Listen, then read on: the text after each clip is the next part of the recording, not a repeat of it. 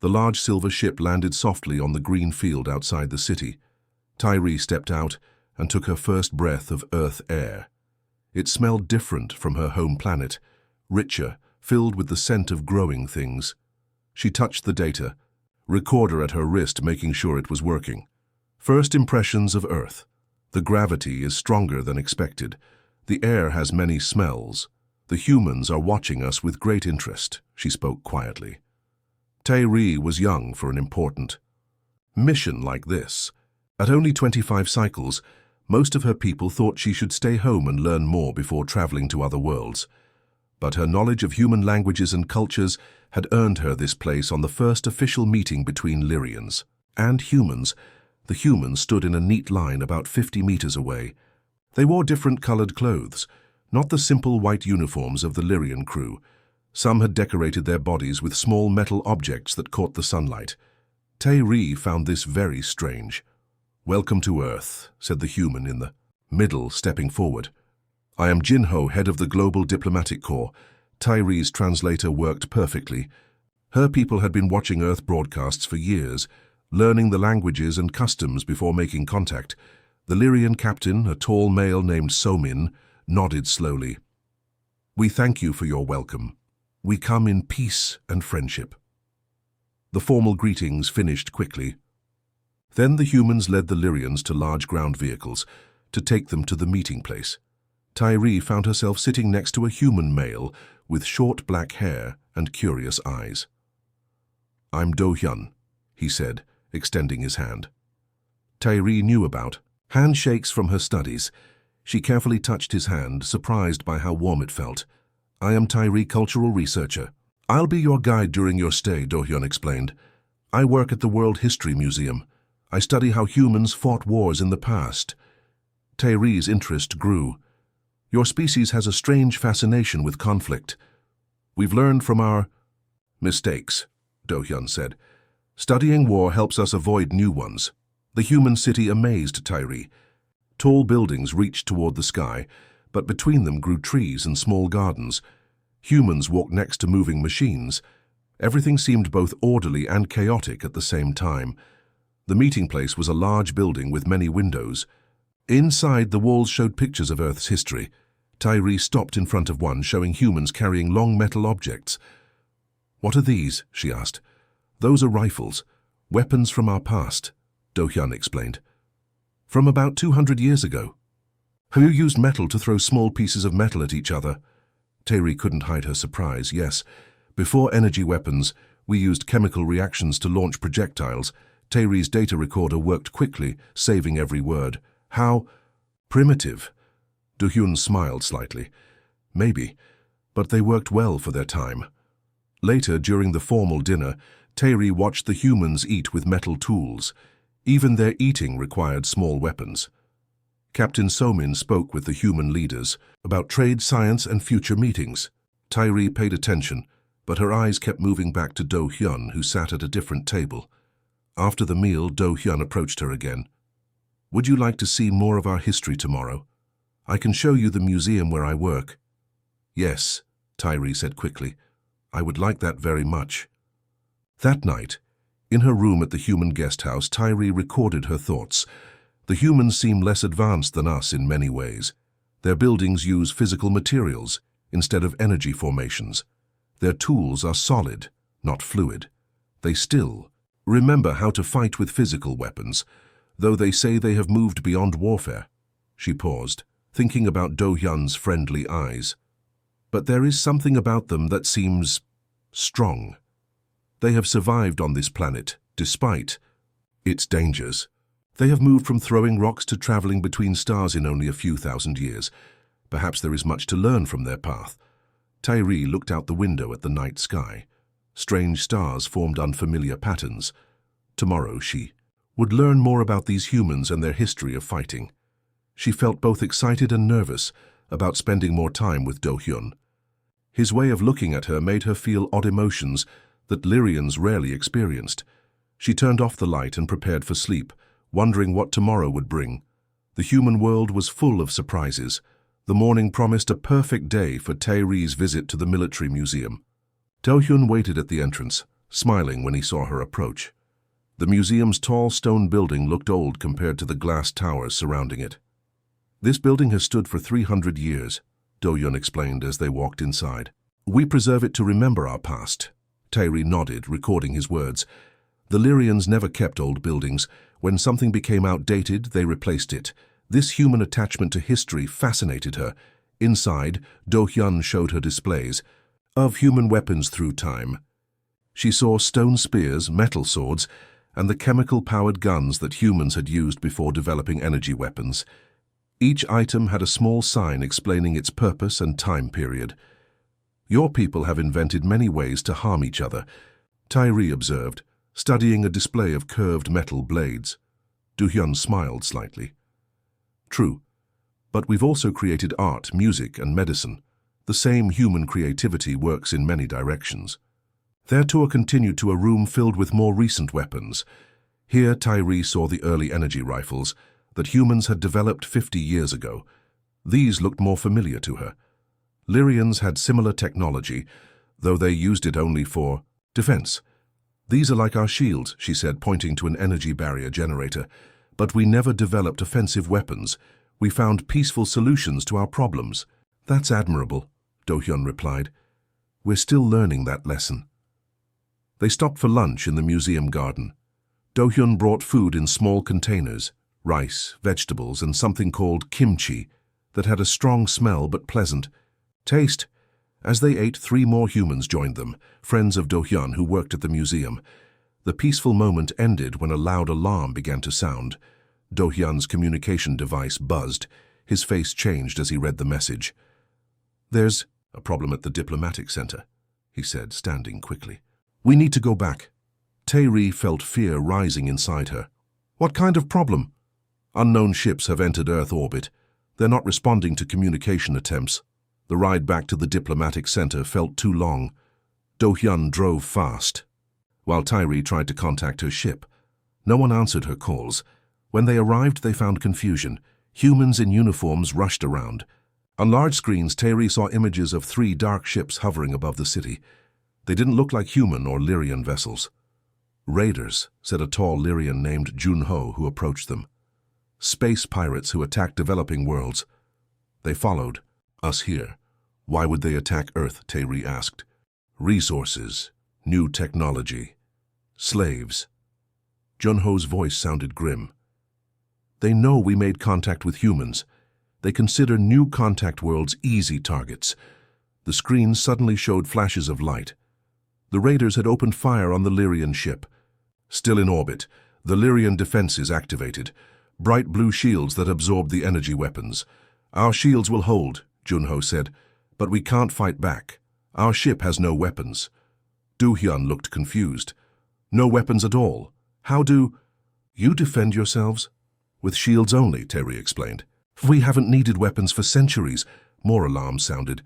One of the raider ships had broken off and was heading toward Earth's surface, directly toward the diplomatic center.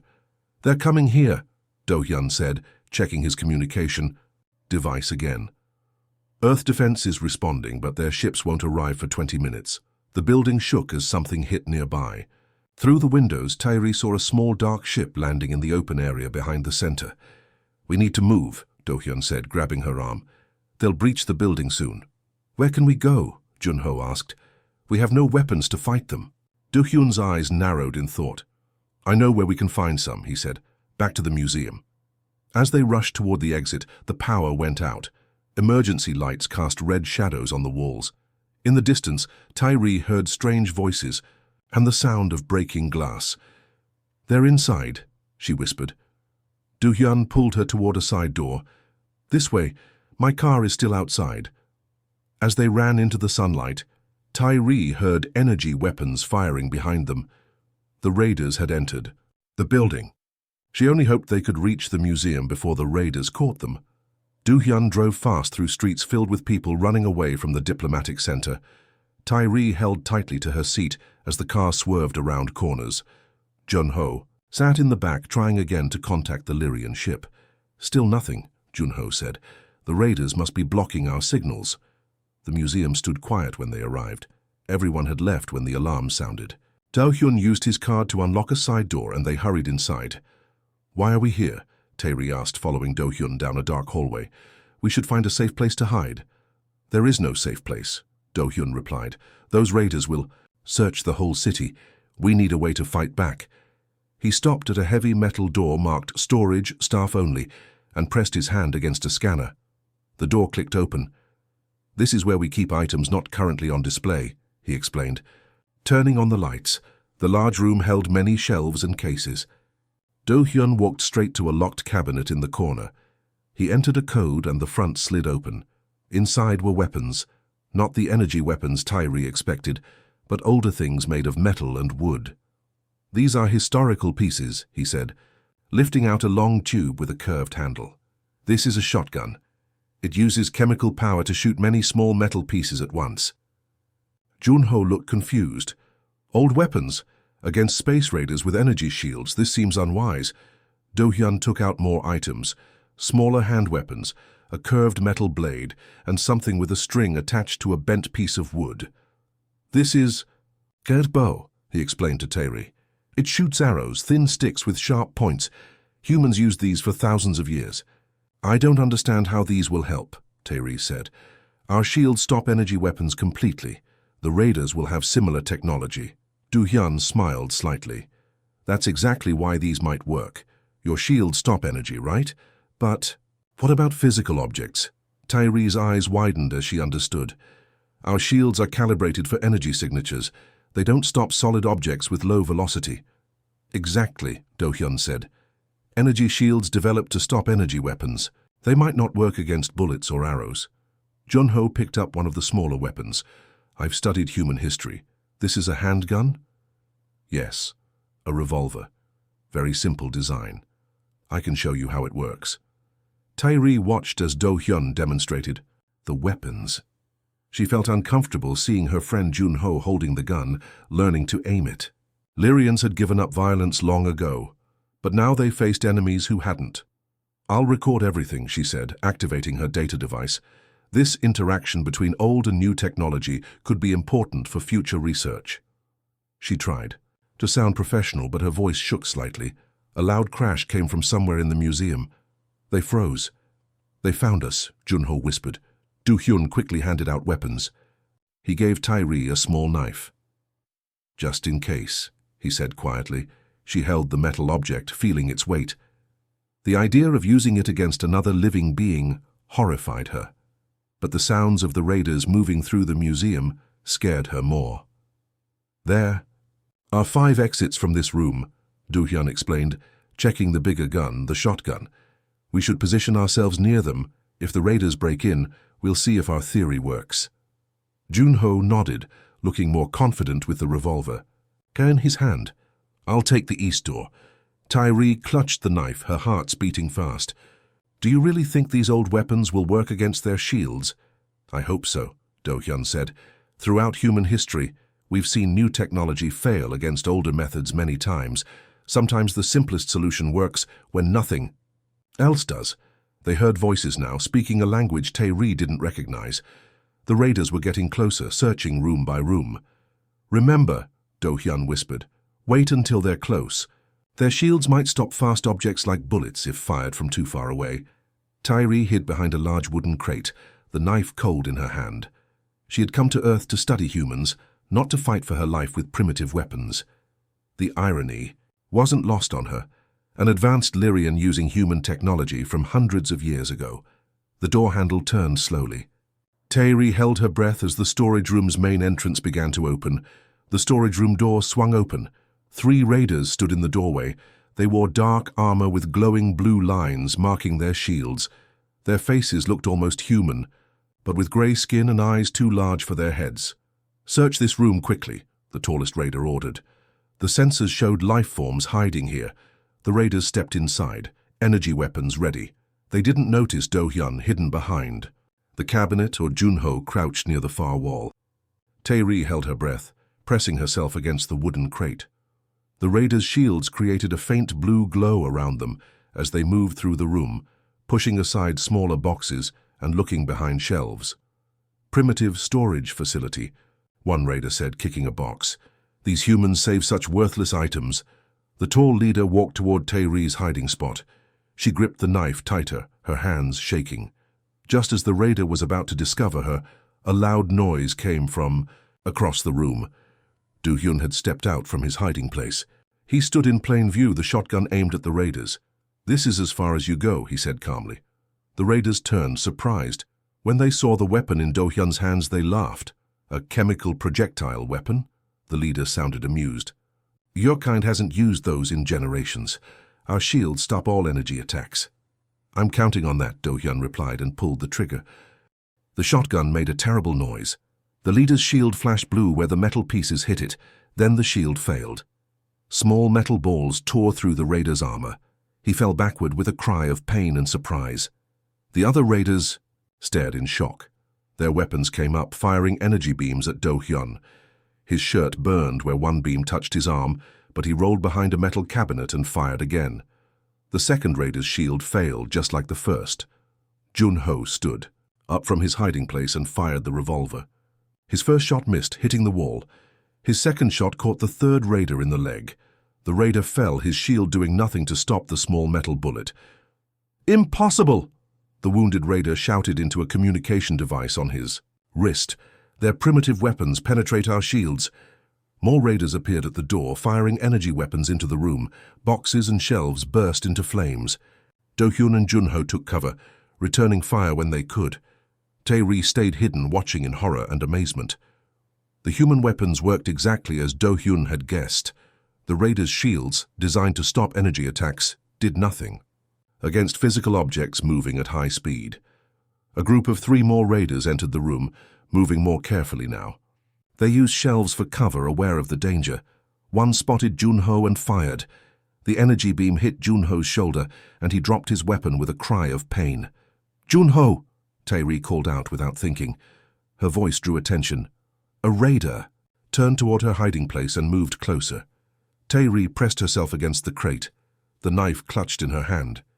She had never hurt anyone in her life. Lyrians believed all life was precious. The raider found her.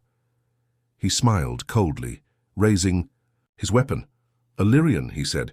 "You'll fetch a good price in the outer systems." He reached for her arm. Without thinking, Tae-ri swung the knife.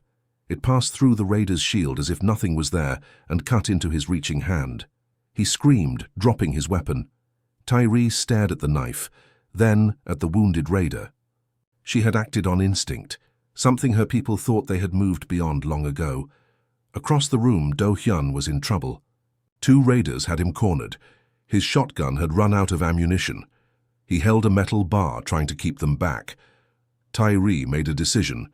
Still holding the knife, she ran toward Do-hyun. One raider turned at the sound of her footsteps. She ducked under his grab and slashed with the knife. The blade passed through his shield and cut across his chest. Not a deep wound, but enough to make him fall back.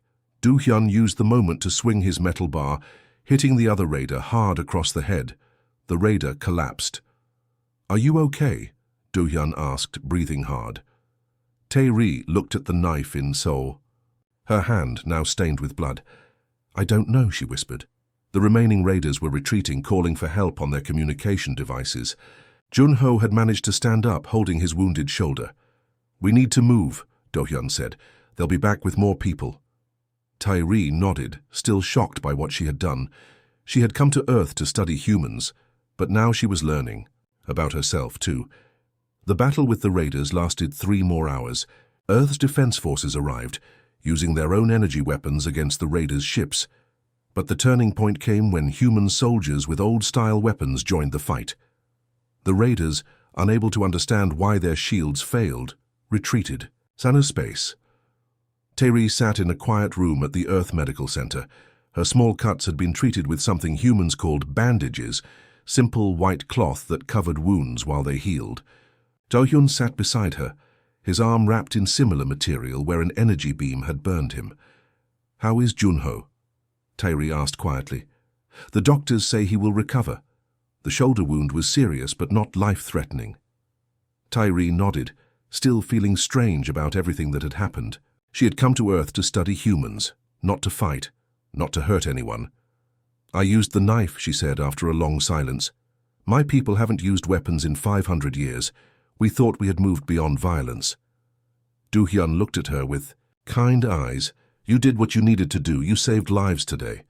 But I went against everything my people believe. Did you? Do-hyun asked. Don't your people believe in protecting life? Tae-ri thought about this. Yes, of course. Sometimes protecting life means making hard choices, Do-hyun said. Humans learned that long ago. That's why we keep our history close, even the painful parts, so we remember the lessons. A human doctor entered the room, followed by Captain So-min. The Lyrian captain looked tired but relieved. The raiders have left the system, he announced. Earth's defense forces drove them away. With help from museum pieces, Do-hyun added with a small smile. Captain So-min nodded. Yes, a surprising but effective solution. He turned to Tae-ri. Your recordings of the battle will be very important. Our council needs to understand what happened here. 2 days later, communication with the Lyrian homeworld was restored. Tae-ri sent her complete report, including detailed recordings of how the human weapons had worked against the raiders' shields. The response came quickly. The Lyrian Science Council wanted to learn more about human defensive methods. On her last day on Earth, Tae-ri returned to the museum with Do-hyun. The damaged storage room was being repaired. Many of the exhibits had been moved to other areas. Will you come back to Earth? Do-hyun asked as they walked through the quiet halls. Yes, Tae-ri replied. The council is sending me as a permanent researcher. They want me to learn everything about human defensive methods. And what do you want to learn? Tae-ri stopped walking and looked at Do-hyun. I want to understand how humans balance knowing violence with choosing peace. My people forgot about conflict completely. We thought that made us better, more advanced. But when danger came, we didn't know how to respond. And humans remember too well, Do-hyun said. We keep weapons in museums because we can't fully let them go. Perhaps the best path lies somewhere between, Tae-ri suggested. Remembering the past without being controlled by it. Before she left, Do-hyun gave her a small wooden box. Inside was a compass, an ancient human tool for finding direction. This is almost 1,000 years old, he explained. Humans used it to navigate the oceans before we had electronic systems.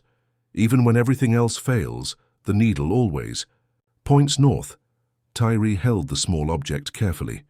Why give me this? To remind you that sometimes the simplest technology is the most reliable, and that old knowledge can still guide us in new situations. As her ship lifted off from Earth, Tae-ri looked out at the blue planet growing smaller below.